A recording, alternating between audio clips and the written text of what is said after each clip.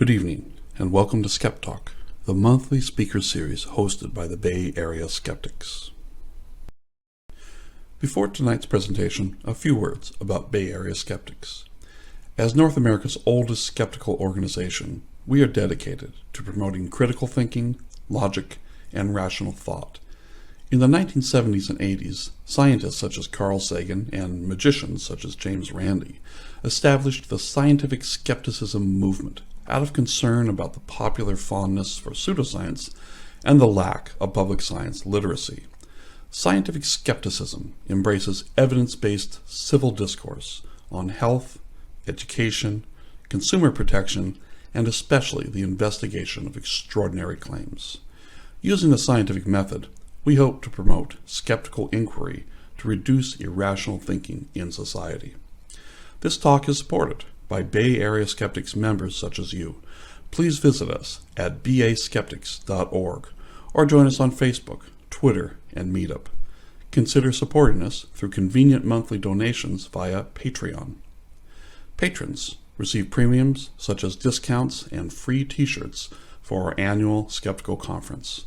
But more importantly, members help us make the world just a little more reasonable and rational. And now, tonight's speaker. Hello again. I'm Bill Patterson for the Bay Area Skeptics, and I'll be hosting tonight's SkepTalk. I'd like to remind you that we do this most months, and next month is no exception. Sebastian Major and Wendy Zuckerman will be presenting their talk, Science versus History, and that sounds like a lot of fun. Also, we did a little thing called Skeptical this past July, and you can still purchase access to this wonderful two-day event that was put on by the SAC Skeptics, Monterey Skeptics, and our own Bay Area Skeptics. We had some wonderful speakers this year, including Bill Nye, the Science Guy. Please visit skepticalcon.com for information. Now, to the matter at hand. Are we living in a post-truth world where facts no longer matter? Scientific research into debunking misinformation shows that there's still a place for facts. But when facts aren't enough, what can we do? This talk will address fears of the backfire effect, as well as provide evidence-based recommendations on how best to push back against misinformation using examples drawn from the ivermectin saga, Havana syndrome, and multiple chemical sensitivity. Jonathan Jarry is a science communicator with McGill University's Office for Science and Society, the OSS, and it is an organization dedicated to science education. Its staff and contributors use courses, mass media, special events, and books to debunk pseudoscientific myths and improve scientific literacy. Sounds right up our alley, doesn't it? Jarry has a master's degree in molecular biology, and he brings his experience in cancer research, human genetics, rehabilitation research, and forensic biology to the work he does for the public. He's written on everything from silly diet fads to hangover urban legends to homeopathy and more.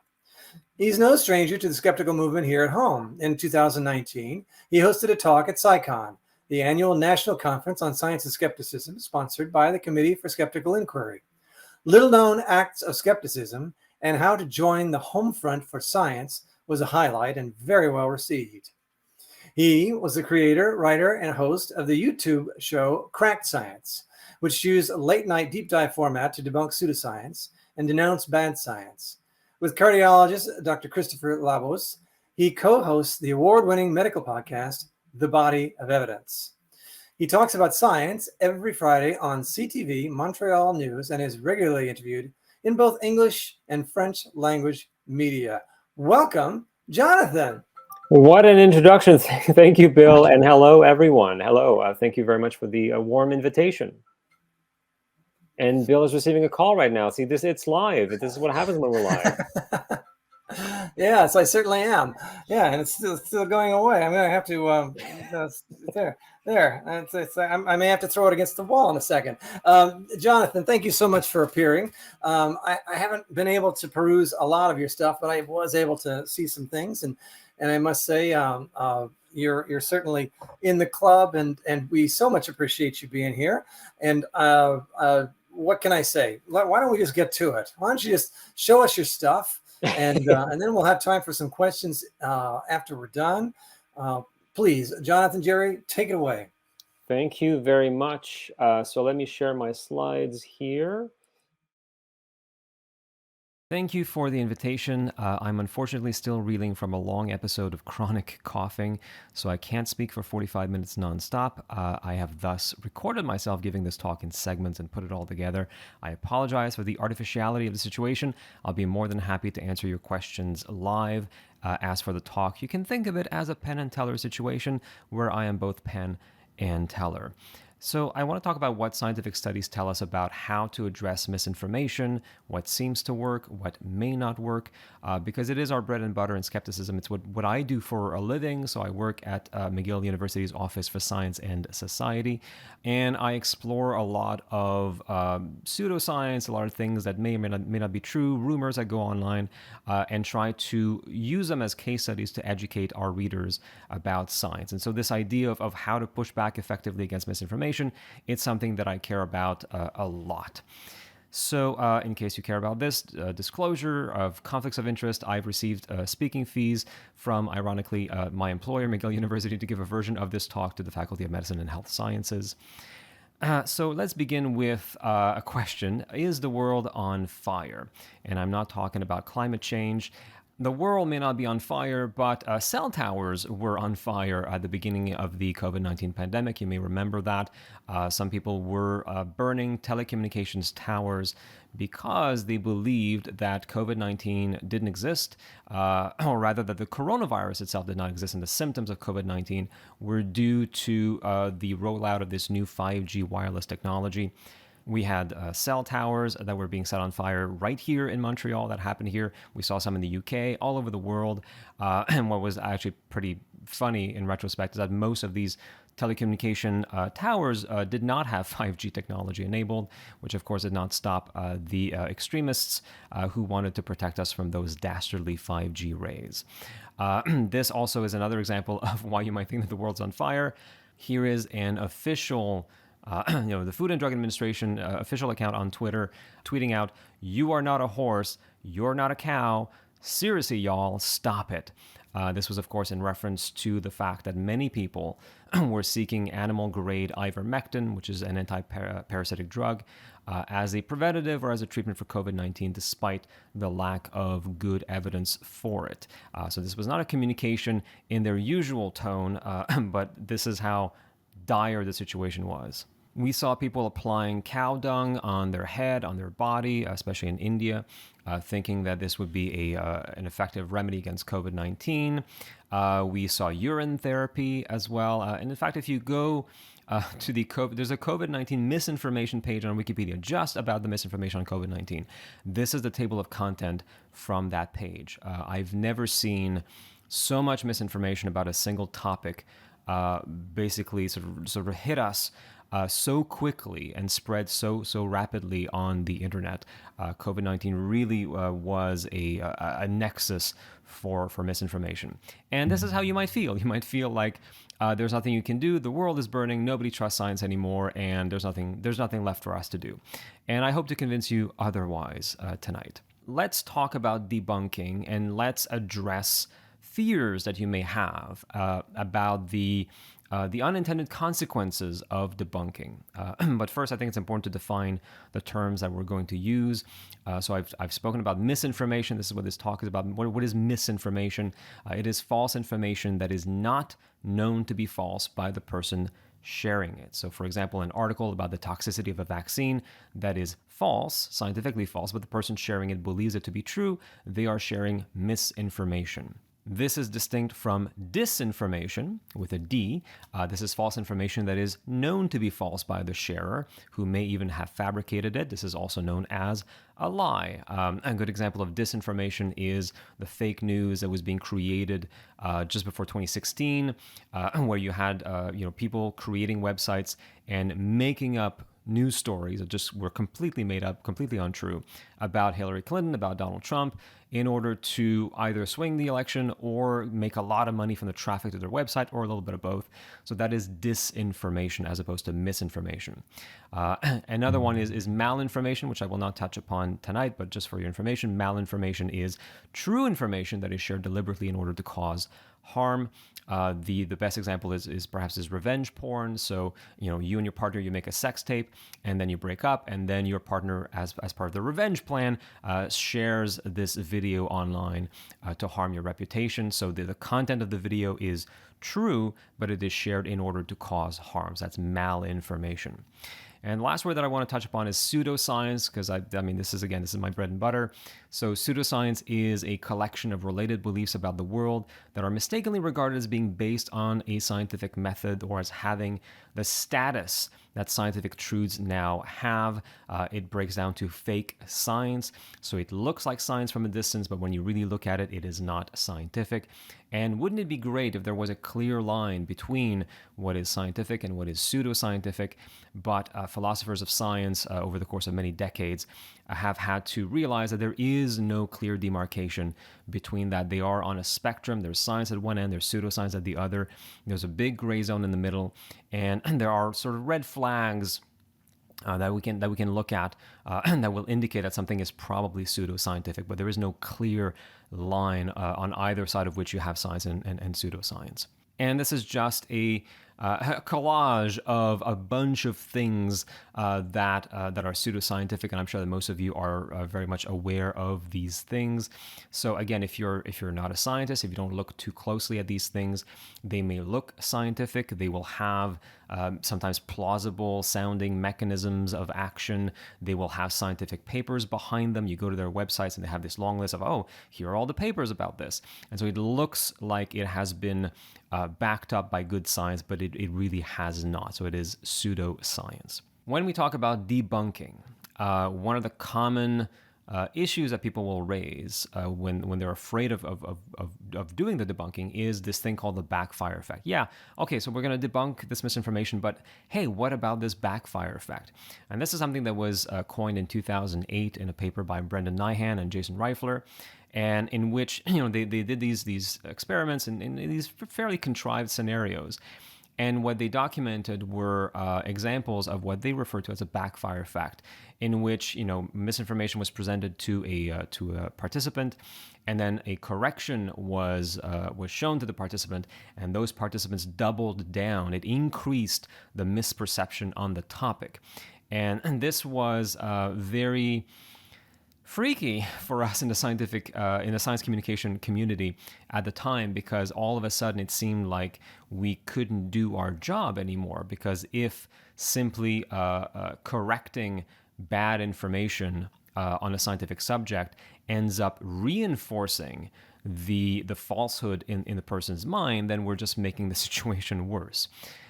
Thankfully, there have been many studies since, including studies by these original authors who have tried to replicate their findings. And all these studies have shown that this original study, the effect that they detected was in a highly, highly specific, highly contrived context, and that the backfire effect, if it even exists, is actually quite rare. So this is not a major concern that we need to have when we are doing debunking.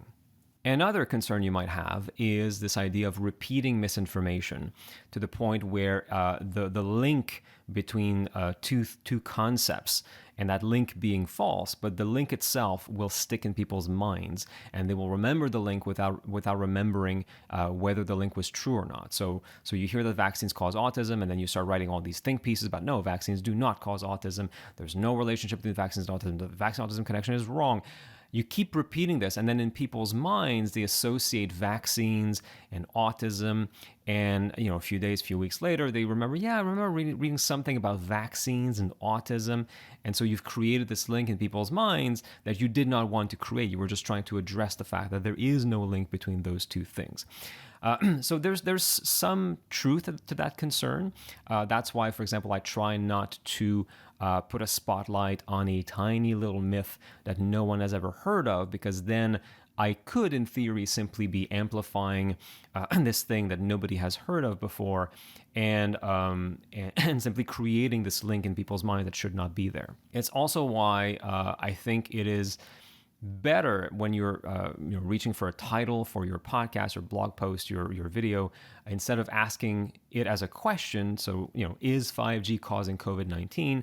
You're creating a link without answering the question. It's better to write 5G does not cause COVID-19, and here's why. Because as we all know, most people only read the headline. And so if you just put the question in the headline, some people will remember this link without having received any kind of answer on it.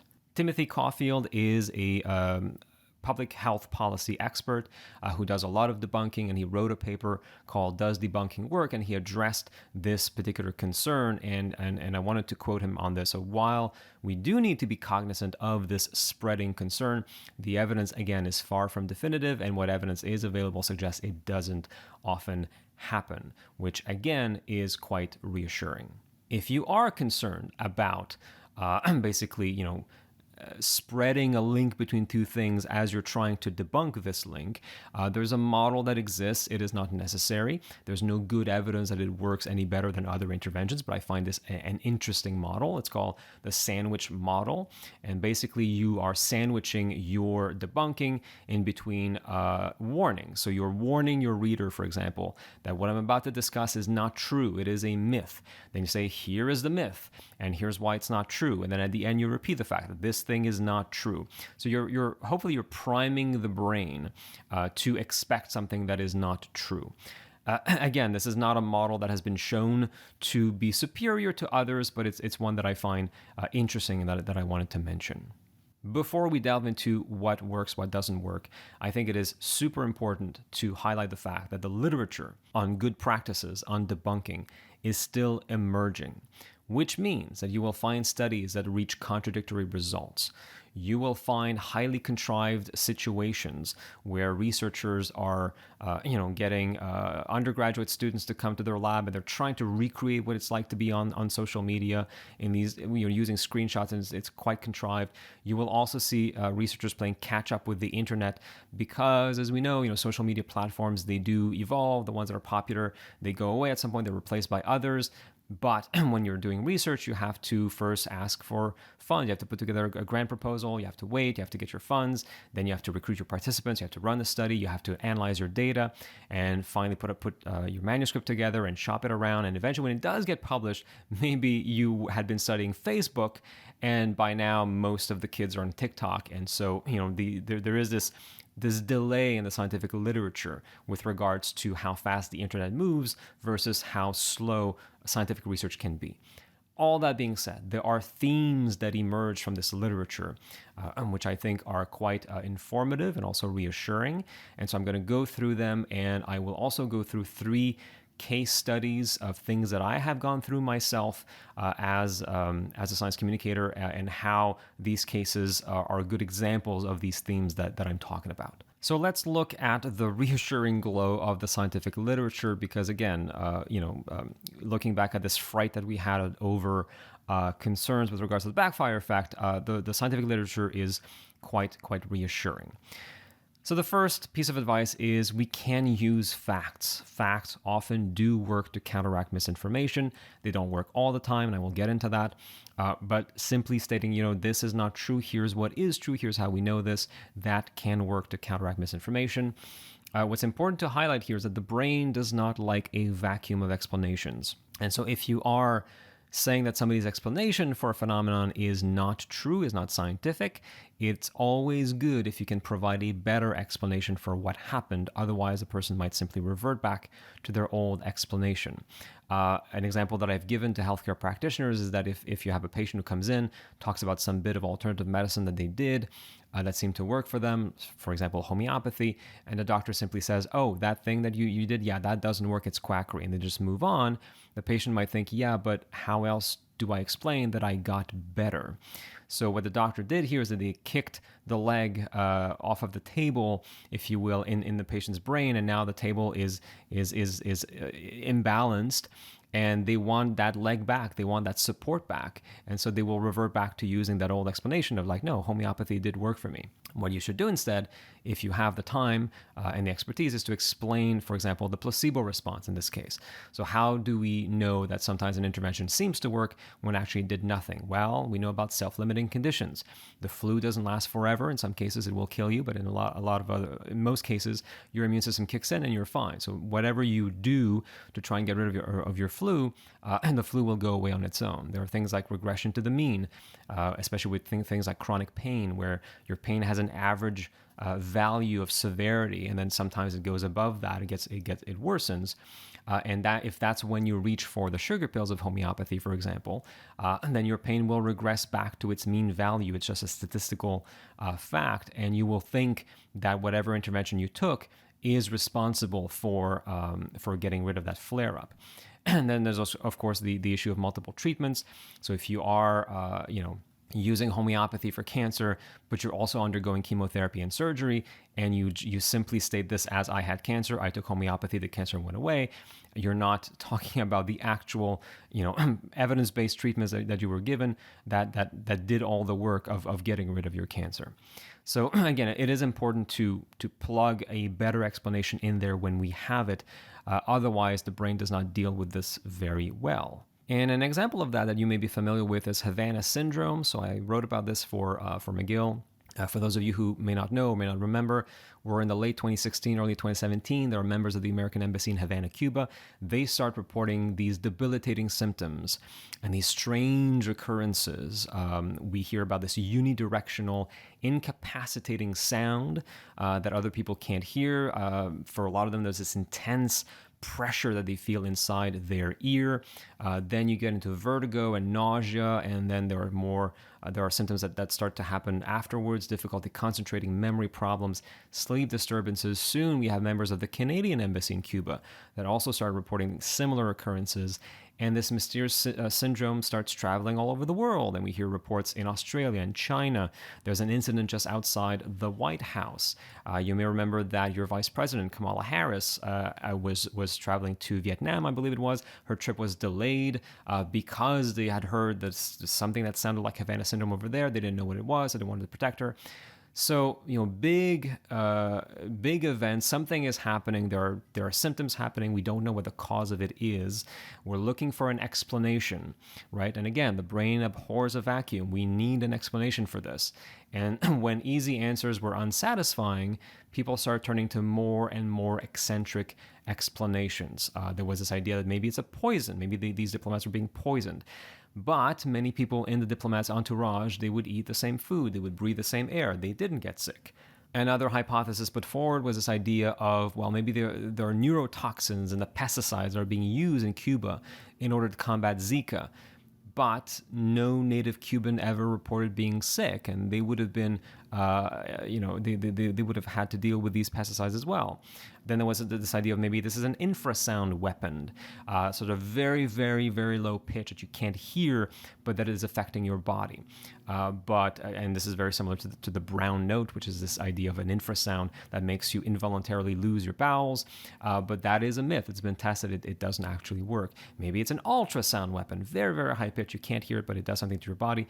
But ultrasounds, these waves, they need very close contact to propagate, and they're easily blocked by walls. And a weapon of this type would also have massive energy needs. I mean, and that's why if you're pregnant, you have to put the ultrasound probe next to the skin, and you have to have a conducting gel in between, right? Because ultrasounds don't propagate in the air very easily.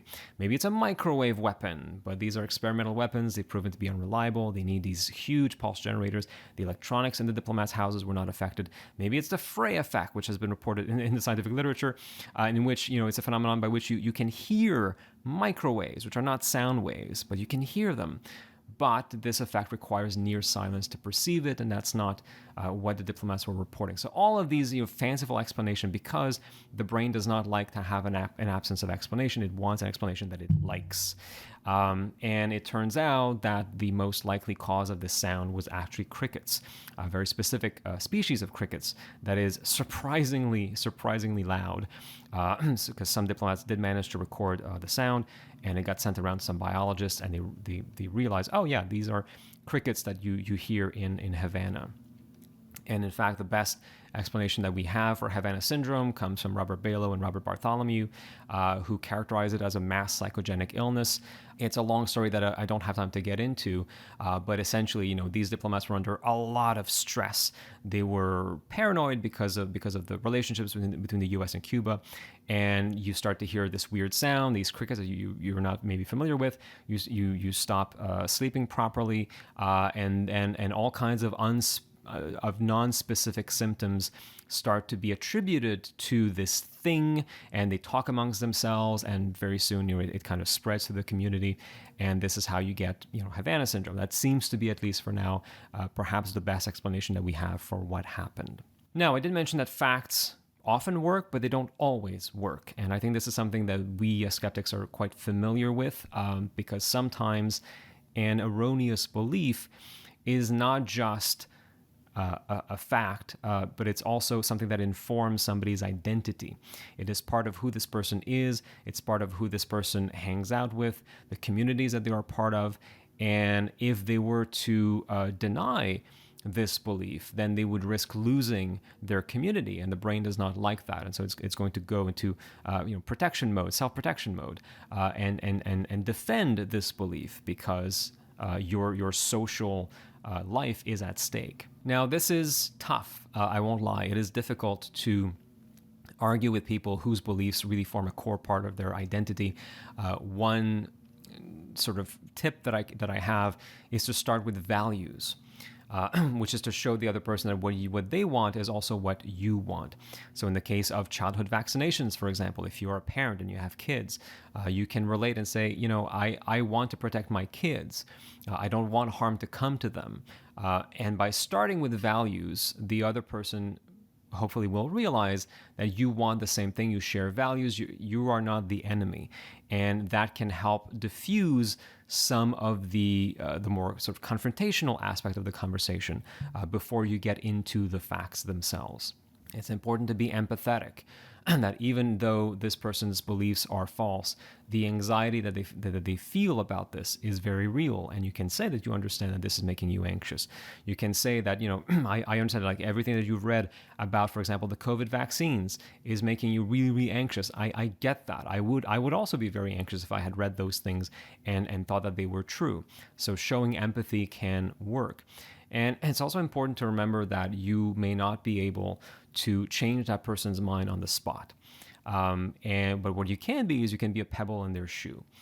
You can have a conversation with them that will stick with them for days, for weeks, for months, and will keep thinking about this. And maybe it will create some kind of cognitive dissonance. And maybe in a few months, they'll be ready to have a second conversation with you or with somebody else on this topic. And slowly, they will come out of this belief. So I think it's important for us to not get into these conversations with the objective of changing that person's mind on the spot. Because when the belief is deeply, deeply grounded and it informs who this person is, this outcome is highly unlikely. That doesn't mean that its conversation is purely futile. It simply means that you can just get them to think about this thing and to confront something that doesn't make sense with their belief. And hopefully this pebble in their shoe, metaphorically speaking, will get them to reconsider and to become a bit more open-minded in the future. Speaking of beliefs that influence somebody's identity, I think it's important to talk about ivermectin. I mentioned it earlier, and I did write about ivermectin as well for McGill, and I discuss it also on the podcast that I co-host with a medical doctor. It's called The Body of Evidence, and ivermectin has really been fascinating because it is a drug. It is not inherently political, but somehow, and that's what I want to discuss, it has become a signifier of somebody's identity as to whether or not you endorse ivermectin for COVID-19. Now, it is a useful drug for the treatment of certain infections in humans and in animals. Then came COVID-19, and then people did something that I think is wise, which is they tested drugs that have been off patent for a while that we know very well, we know their safety profiles, testing them against COVID-19 in the lab to see, hey, maybe we have something that we can repurpose for that. And there was a study in cells in petri dishes using African green monkey kidney cells where they used ivermectin at high doses, and it seemed to stop the virus from replicating. And so these were, interesting, promising results. Again, very high doses, much higher than are used in people. Then there were a few studies done in humans. There was an early meta-analysis of them that seemed to show a positive effect. But unfortunately, as we found out, and we, my podcasting co-host and I interviewed Gideon Meyerowitz-Katz, who's an epidemiologist from Australia, who's been looking very deeply at this issue. As Gideon said, this ivermectin literature on COVID-19, it contains a staggering amount of scientific fraud, not mistakes, not oversights, but actual fraud. And we know this now. And we know that there's no good evidence that ivermectin does anything for COVID-19. And yet, this drug has become politicized and has started to inform some people's sense of identity. And the way that I think it has managed to do that is it has attached itself to certain identity types. So people who are against big pharma love ivermectin because ivermectin is off patent. So the pharmaceutical industry can't profit too much from it compared to a drug that would be on patent. So that it works with their beliefs. It also works with people who are conspiracy minded because they will think, well, hey, they don't want you to know that ivermectin is a great treatment. So the powers that be are hiding the truth behind this. But of course, I can see through this conspiracy. So that's very, it fits with that story.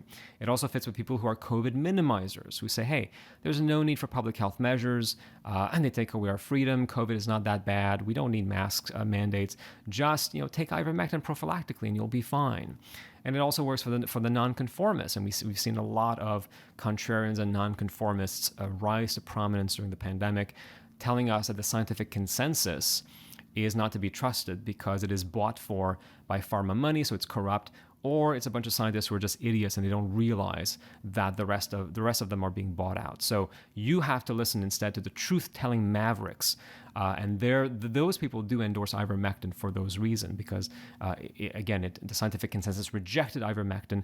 Therefore, ivermectin must be where the truth lies. So that is a very interesting case of when facts are not enough, and you may not be able to convince somebody who is pro-ivermectin for COVID-19 simply by using facts because it informs who they are. And there's something deeper going on there because they're either anti-big pharma, they're conspiracy-minded, they're a COVID minimizer, or they're a nonconformist. And you have to address these underlying beliefs first if you want to get anywhere. So what else can we do? We can use trustworthy and independent sources. So I think it is good to have a skepticism towards governments, towards corporations, but some people have a pathological distrust of any government, of any corporation, so they will distrust any consensus that emerges from them. They're the people who will tell you, follow the money. Of course, they never follow the money when it comes to their particular heroes, but whenever a study has some whiff of pharma money, then it can be completely dismissed, and so that's tough. So if possible, you want to share information from sources that do not have a clear agenda, which is difficult. And as I said, there are people who will distrust any kind of consensus whatsoever. But if you're going to share, for example, a press release from Pfizer saying, hey, we at Pfizer say that our vaccine is 93% effective against COVID, trust us, we're Pfizer, that may not have the convincing factor that you're seeking on social media. Whereas if you share something from, for example, the Science Up First initiative, of which I'm part, it's a sort of pan-Canadian grouping of science communicators, and I'm only tangentially associated with them, but they do very good work, and they put together a lot of really cool stuff for social media. And that, there's no clear agenda there. It's not, we're a pharmaceutical company, and this is what we say about our pharmaceutical product. So those kinds of sources are more likely to be trusted scripted than something that comes out of somebody that directly makes money off of it. And despite what your Facebook feed may lead you to believe, most people do still trust public health agencies and independent scientists, especially in times of crisis. Again, not everyone, maybe not your aunt on Facebook, but a lot of people still do. Something else to keep in mind, especially for those of us who are scientists who went to university, who learned this very technical jargon, is that when you're writing for a lay audience or when you're speaking to a lay audience, you want to avoid technical terms unless they are necessary, and you must explain the technical terms that are necessary. You know, we go to university and we're told, well, this is how a scientific paper is written. You need to use this very objective language, long sentences filled with technical terms. You have to toss all of that away when you're trying to reach a non-expert audience. You have to avoid these terms and you have to explain the ones that are necessary for the work that you're doing. Because most people have no idea what neurons look like or where DNA is in our body.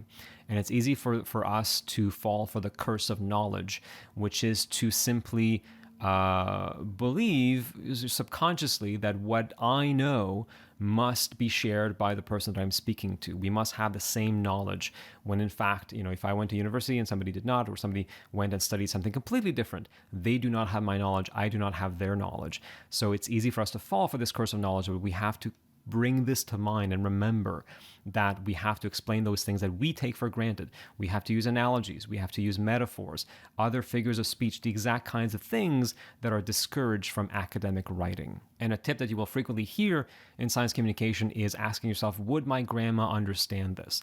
Now, obviously, if she is a doctor or was a doctor or a biochemist or something that is pertinent to the field that you're writing about, then you have to pick a different relative. But it's this idea of like, think of somebody who does not have your background, who is not an expert in this field, and ask yourself, would that person that I know, would they understand this? And if not, then it needs a bit of a rewrite. Another frequent piece of advice in science communication circles is to use storytelling. And I see this recommendation being made much more than I see it being applied.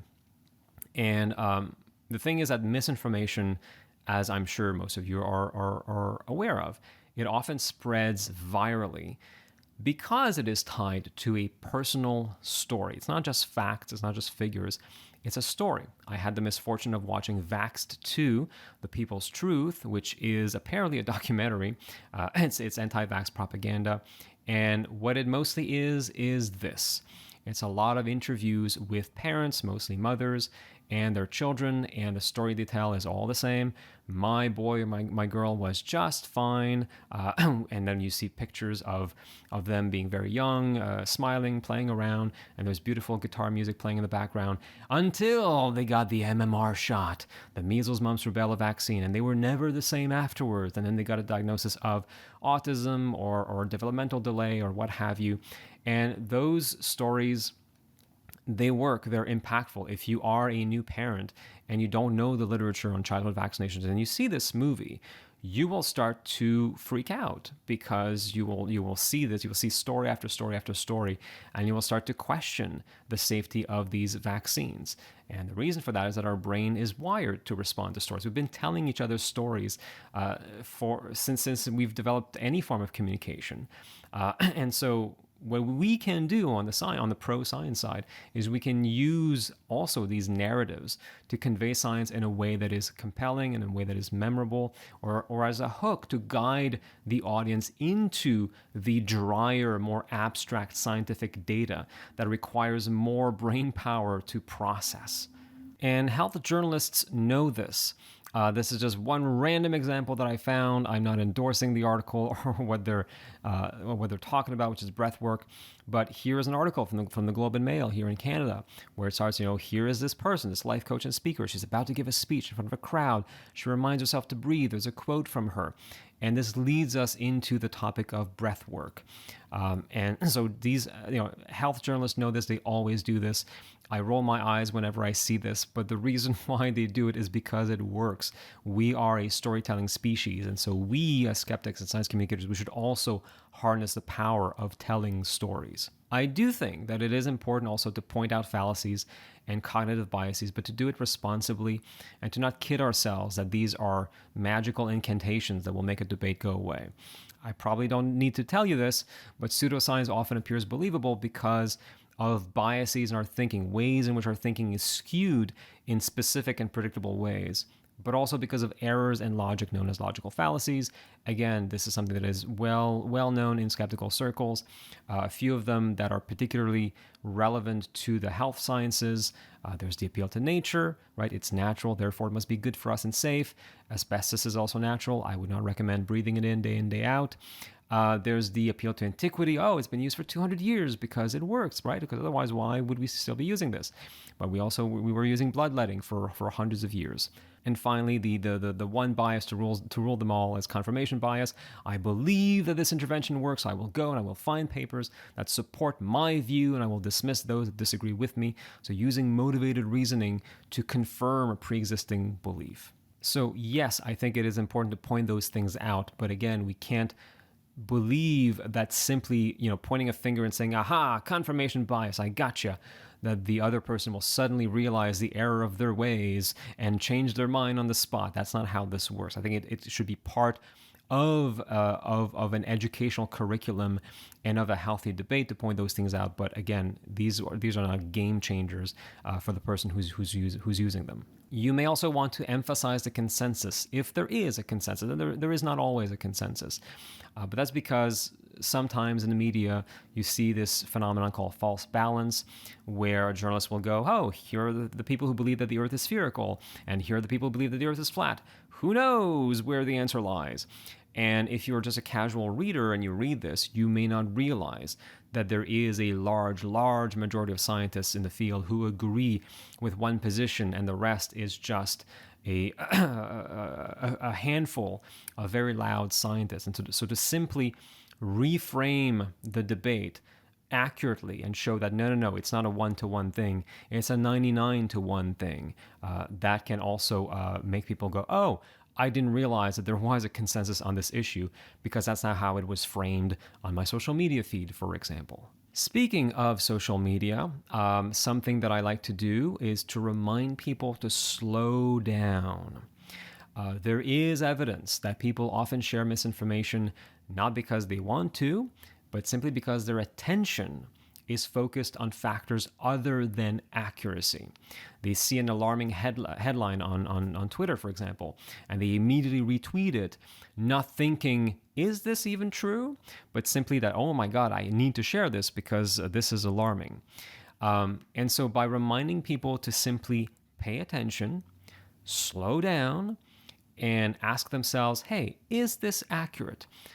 We can reduce the spread of misinformation. So, obviously the social media platforms themselves have a fair share of the blame here, because they are designed to keep us hooked and to keep us engaged and to have us react very quickly, to be kept in the loop.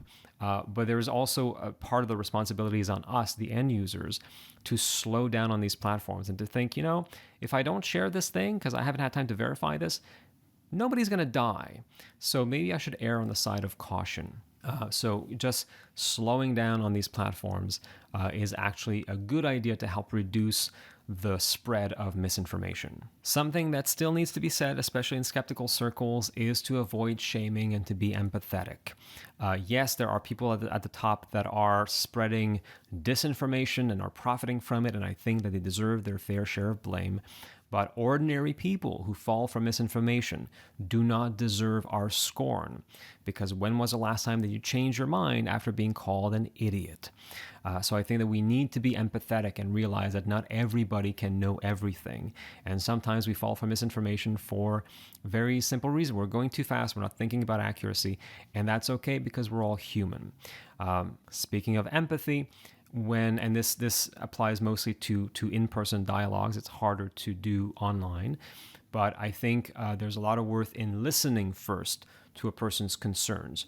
You may know what they're about to say, you may know what this bit of misinformation is and where they got it from, but instead of just starting in and saying, no, this is not true, and just listen to me, I think it's good to listen first. It establishes trust. It looks like you care about this person, and you do care about this person. You can acknowledge the validity of their worries, as I was pointing out earlier. I understand that you are anxious about this thing. I would be too. You may want to concede the parts that they got right. I understand the pharmaceutical industry has a lot of problems of transparency. We've seen examples of that before. I understand that it's good to have a healthy skepticism towards what these big corporations are telling us. And then you present accurate evidence. And you can use personal experience as an example if it exists, because again, storytelling is good, it works. But there is this work that we need to do at the beginning of a conversation, which is to earn the person's trust in us. We have to listen to their concerns. We have to acknowledge the validity of their worries. Otherwise, it's just a confrontation, and that is unlikely to result in the other person changing their mind. That being said, you may be the most compassionate person in the world and still draw the ire of people who will feel offended nonetheless. There are topics that are like minefields. And I experienced one of them recently, and I'm still experiencing it now. And this is the topic of multiple chemical sensitivity. So MCS is a diagnosis for a syndrome of nonspecific symptoms that can seemingly affect every organ system in the body. And the culprit that is often being blamed, and hence the name multiple chemical sensitivity, are small concentrations of chemicals that the rest of us tolerate perfectly well. Things like perfumes and air fresheners and certain types of paints and scented products. And so the question becomes, well, okay, so how are these chemicals causing harm in those people? What is different about their biology? But also, are these chemicals causing harm? Like, is this really what is going on? And I wrote about this a year ago. What is time in the pandemic? I wrote about this because our own public health agency in Quebec, the INSPQ, was tasked a decade ago with looking at the whole scientific literature on multiple chemical sensitivity, because we in Quebec have a particularly high percentage of people who are diagnosed with or self-diagnosed with this MCS syndrome. And so the Quebec government wanted to know, well, how do we provide care for these people? Like, where should we invest our money in order to better serve these people? Well, we need to understand what their condition is. And so what is the state of our knowledge on this? The INSPQ went away for a whole decade. These people combed through the scientific literature. And they released recently this 840-page report in French. Again, it was started in 2012. They did an exploratory look into the literature. Then they did in-depth searches between April and November 2013 of 28 research databases, additional search engines, additional platforms. Then another search in 2019 to bring all of this up to date. So in total, they analyzed over 4,000 documents, most of which are scientific studies of multiple chemical sensitivity. And as I wrote at the time, they basically ended up writing the textbook on multiple chemical sensitivity. They looked at the data behind several hypotheses that have been made over the decades and that have been tested. Is it genetics? Is there something in the genetics of these people that is different? Is it neurobiology? Is it the immune system that is malfunctioning? Is it oxidative homeostasis? Is this neuroinflammation? Is there something about these people's olfactory system? Is there something in their nose that makes them more sensitive to these scents than others? Is it psychogenic? Is it something that starts with the mind and that affects the body? And after looking at all of this evidence and everything that's been tested, they came to the conclusion that the most likely explanation is chronic anxiety. That at some point, they make this link between a particular chemical and a particular symptom. And then they get into this reaction of anticipation of the danger, which is that when they feel like they are near this source or they're being exposed to it, they start becoming anxious about this. And that's when the symptoms occur. And so they wrote, based on these new insights, the authors of this report rebut the hypothesis that there is a relationship between MCS and the toxicity of chemicals present at normal concentrations. Nonetheless, the chronic biological disturbances observed with this syndrome, the severity of the symptoms experienced, the social and professional repercussions, and the high prevalence of MCS in the population qualify it as a real health issue. And given that those suffering from MCS are to varying degrees genuinely ill and that their condition would justify appropriate medical and social support, these authors, they favor the establishment of centers of expertise specializing in MCS, and of course continuing to look at the scientific literature to see what else we learn about this. So I thought this was fascinating, and this was again something. It was a massive undertaking, took a decade to put together, only available in French. I speak French, and so I decided to write about this for the English-speaking crowd. And so I wrote about this. We published this on our website. And it didn't really, I didn't get any major feedback on this. And a few months later, somebody in the MCS community found this. And then I got this. I was on the receiving end of a relatively small size, but significant nonetheless, campaign of harassment from people with MCS who accused me of all kinds of things. There was one email that went even to the principal of McGill University, and that triggered the need for an official response. I was accused of basing my entire article on a single study. So this is somebody who did not read my article very well, because of course it was based on 4,000 different documents that had been analyzed by our public health agency.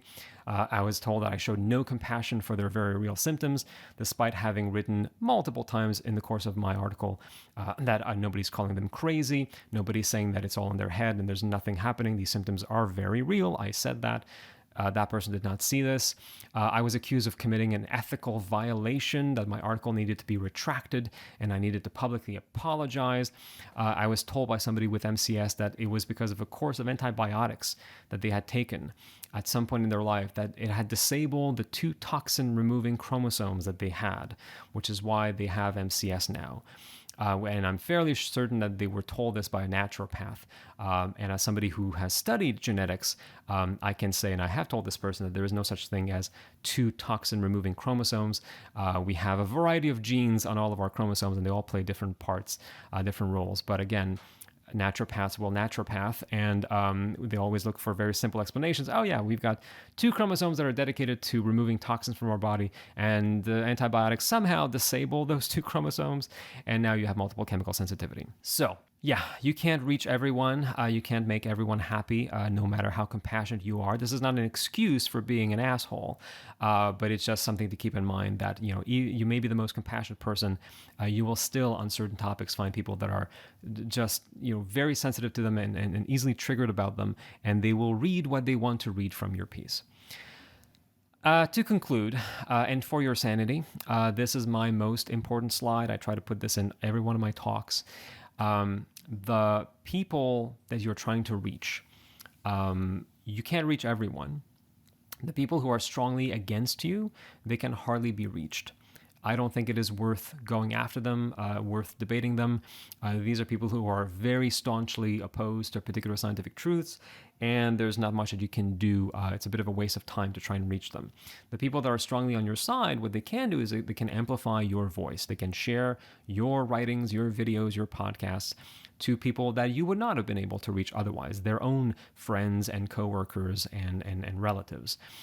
My audience is the people in the middle, and there are lots of people in the middle. They're undecided. They have heard things on both sides of an issue. They've heard, reassuring information about childhood vaccinations, but have also heard some anti-vax talking points. Now they're confused. Is the COVID vaccine going to change my DNA? I don't know. I've heard this thing. Is this true or not? These are the people that I write for. This is my audience. What you don't want is to be that person from this very famous XKCD cartoon where the partner says, "Are you coming to bed?" And the person says, "No, I can't. This is important. Someone is wrong on the internet, and I must tell them." So you can't change everyone's minds, and that's okay.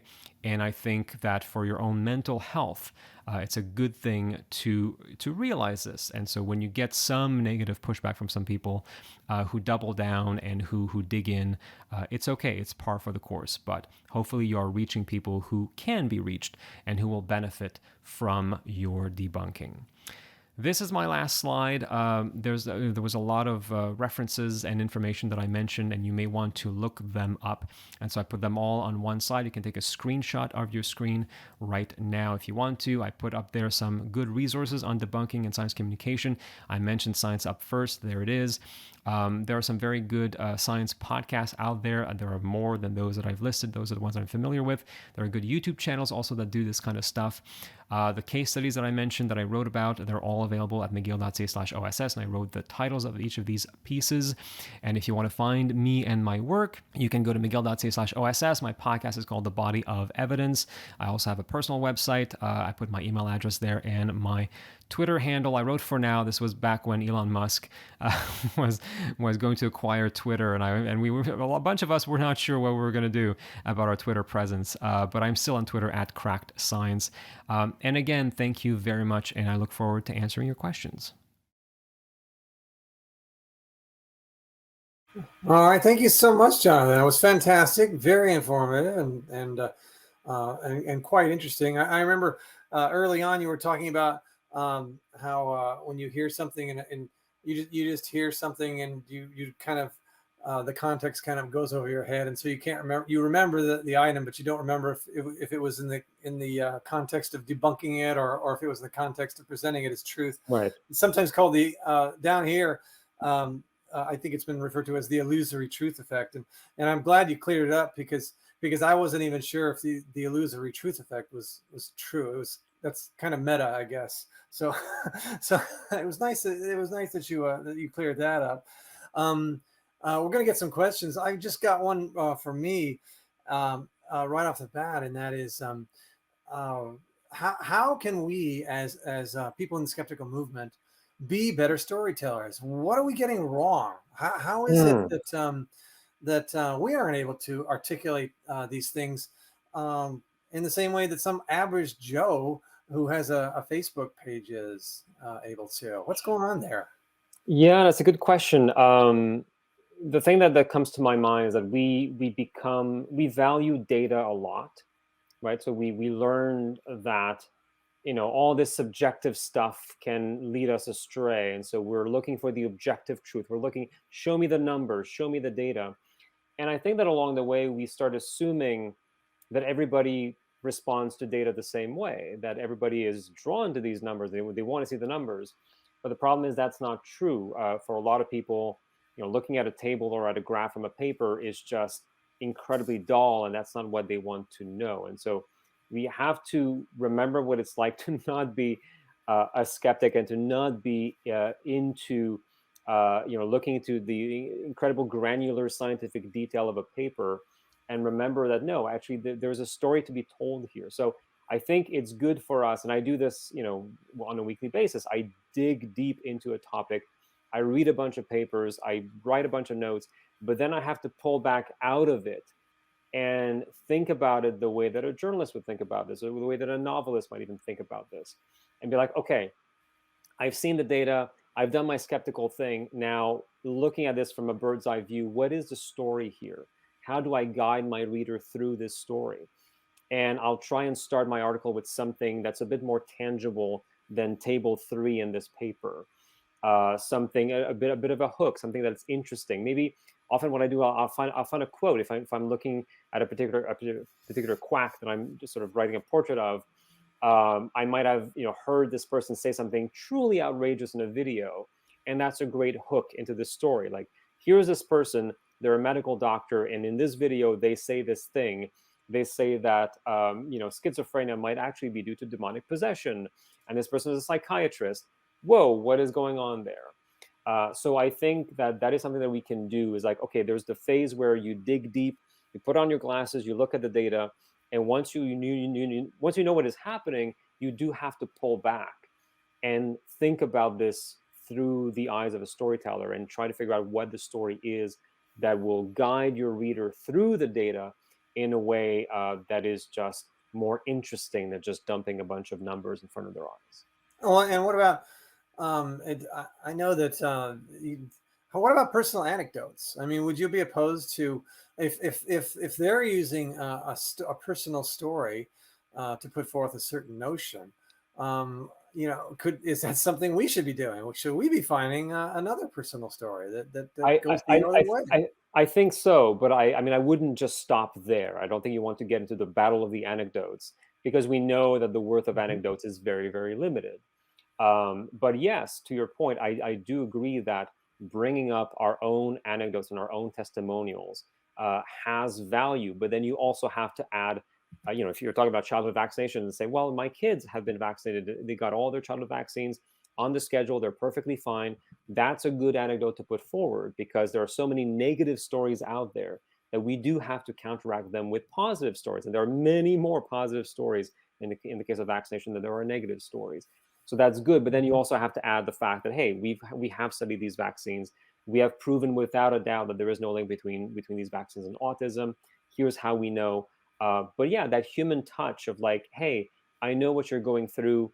If you are a parent, even if you're a very scientifically minded parent, you may have had some doubts at some point when you had your first kid, because there's just so much toxic misinformation about vaccines. To bring that up and say, I understand, I'm very compassionate, I get this, I went through this myself, everything was fine, and here's why it was fine, because we know that blah blah blah. So yes, I'm absolutely not against anecdotes. I don't think we should only use anecdotes, but anecdotes do have a place in doing skeptical science communication.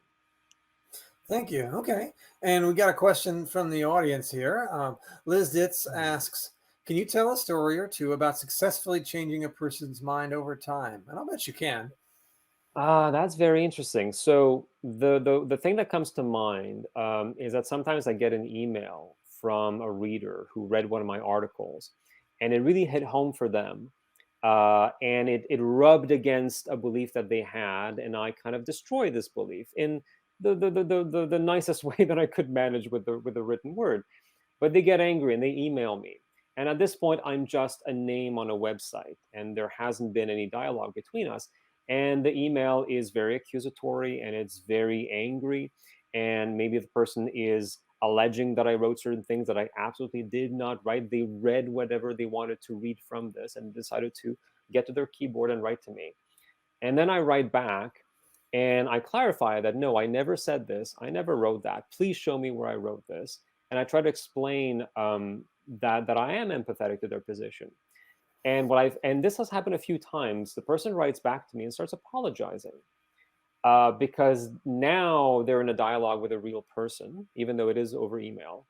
And they did not expect that, right? There is this thing about the internet where it is very easy to dehumanize people and just see them as usernames and as names on a website. And all of a sudden, I've written back. And now that person realizes that, yeah, they made some accusations that are not borne out by the article that I wrote. They go back, they reread it, and the anger calms down. And at the end of this back and forth over email, I've had a number of these people say to me, well, thank you very much for the work that you do. So I don't know that person completely changed their mind about this particular topic, but we managed to go from being outraged at things that I did not even write to them apologizing and saying, well, thank you for the work that you do. So, when I do these, when I write back these kinds of emails, I try to be compassionate, but also firm. And it is a fine line to walk, because I do want to defend what I wrote, because if I'm being accused of something that isn't true, I think it's important that I put my foot down in a way and say, well, no, I did not write this. You can go back and check. Please show me where it is that I wrote this.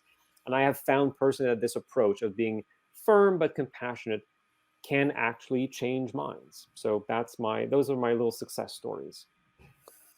Nice. Okay, got another. Can you take a couple more questions? Yeah, absolutely. Okay, you're hanging on. We're going a little bit over time, but this is such an interesting topic.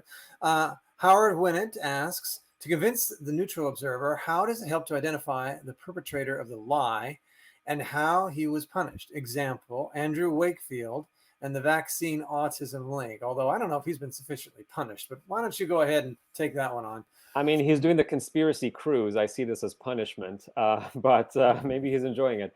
I do think that there is a lot of value in doing this, and it is something that I do regularly. I pick these pseudoscientists and these quacks and these misinformation influencers, and I do a deep dive on them, and I write a portrait of them, and I use them as case studies because I think that there are important things to learn from them. One of them, for example, was I forget her name. She's Irish. She's a scientist, and she became super anti-vaccine during the COVID pandemic. And I wrote this piece about her because I thought she was an interesting case study in academic freedom, because she was teaching at a university, and the university at first did not want to do anything about this. They were very protective of her freedom of speech as an academic. And so I thought there was this interesting tension there between academic freedom and between academic rigor. And so I use her as an example of that, so that hopefully, we can learn something from her and then apply this to other cases along the way. But to the point of the question, yes, I do think it is important. And I have heard feedback from people who may not necessarily have believed these influencers, but who have people in their lives who talk about them. And now they are better armed. They better understand, now I know what this guy goes on about, what his arguments are and why they are false. Now they can use what they have learned from me in a conversation with their relative or with their coworker about this particular person. And I do think that there is value in not just debunking the arguments, but I'd also taking, again, a sort of a bird's eye view of the information landscape in which these influencers act, and sometimes what some people call the grift, and how you can make money out of these things, and the kind of thinking behind these pseudosciences, so that you're not just at the granular level trying to debunk each argument, but you're also explaining how these arguments rise to the top in the information ecosystem that we share. Nice. Let's go ahead and let's get one more in here. I know it's getting late for you, especially. Jay Diamond, our producer here. In the USA, it seems impossible to find sources that are trusted, especially news sources, but even reliable science sources. How can we change minds without an agreement on credible evidence? Well, you have to find Canadian sources. But no, I mean, it's a very good question, and I'm not sure that you can change minds at this point. One of the articles that I wrote for McGill is called Zen and the Art of Talking to Conspiracy Theorists, because there was a reference to Zen and the Art of Motorcycle Maintenance in there. And it was because of a question that I keep getting, which is, people in their lives, they have these conspiracy theorists, maybe it's their wife, maybe it's their brother, and they're like, I don't know how to talk to these people because they're starting to believe these huge grand conspiracy theories and they don't trust anybody anymore. How do I talk to these people? And the answer that you will usually get from people who are working who are working to get people out of cults, for example, is there's not much you can do, but what you can do is to try and maintain the relationship, so that when the topic of this grand conspiracy theory or this pseudoscience comes up, you say, you know what, we've agreed we do not talk about this. I don't want to get into this with you. What do you want for dinner? So you're keeping the relationship alive and healthy, so that when the person is ready to doubt this belief that they have and to have a conversation, maybe they never will, but when that moment arrives, there is still someone in their life that they trust, that they love, and who loves them back, with whom they can have this conversation. Because if we burn all these bridges with people who have, weird beliefs, then these people will never be able to change their mind, because they will never be able to go back to this kind of safety net of the people that they know. So that's what I would say. If you cannot agree on the credibility of good sources of evidence, then you may have reached a point where, if this person is someone that you care for in your life, you may want to simply keep the relationship alive, so that when if they are ever ready to have a discussion about this, and you are there for them, you're there in their lives. Nice, very nice. All right, let's do one more here from Liz Zitz again. Does pre-bunking work? So pre-bunking is the idea of getting ahead of the misinformation and already warning people that this is coming. I haven't seen a ton of information on pre-bunking, to be honest with you. I think it falls into that early warning that I gave in my talk of like there's still a lot of contradictory studies and and researchers are still kind of behind the curve there. I have done pre-bunking once before. I saw a study that tested a bunch of natural health products and that allegedly found that ginseng might work against the coronavirus. And so I thought, oh, well, we all know what Joe Mercola is going to be hawking in a few weeks. So let me write about this right now and sort of, pre-bunk this whole thing. And it never came to fruition. I haven't seen anybody hawking ginseng for COVID-19. I mean, still, it was an interesting article that I wrote, and there were some lessons there that can be applied elsewhere. So, it is what it is, and it can be hard to know in advance what is going to become a big piece of misinformation. And again, you don't want to throw a spotlight on something that will never grow into this giant tree of misinformation. So, it's something that you want to play by ear, in my opinion. And see if it is gaining steam. If you keep hearing about this, if people in your lives keep talking about this, then I think it's something that is worth addressing. Okay. Well, thank you so much, Jonathan. Let me get there we go. I just want to say I want to thank our guest Jonathan Jarry for his informative and at times disturbing talk, although not really. I thought you. I hope not. No. I thought you did a great job of giving us hope there. Once again, next month, the Bay Area Skeptics will present another SkepTalk in our series. Please tune in Thursday, October 13th at 7:30 this time, our usual time, for Science versus History. Thank you so much, people, for tuning in to YouTube here, and thank you again, Jonathan Jarry.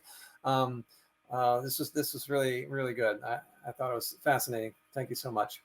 Thank you, everyone, for your attention. And good night.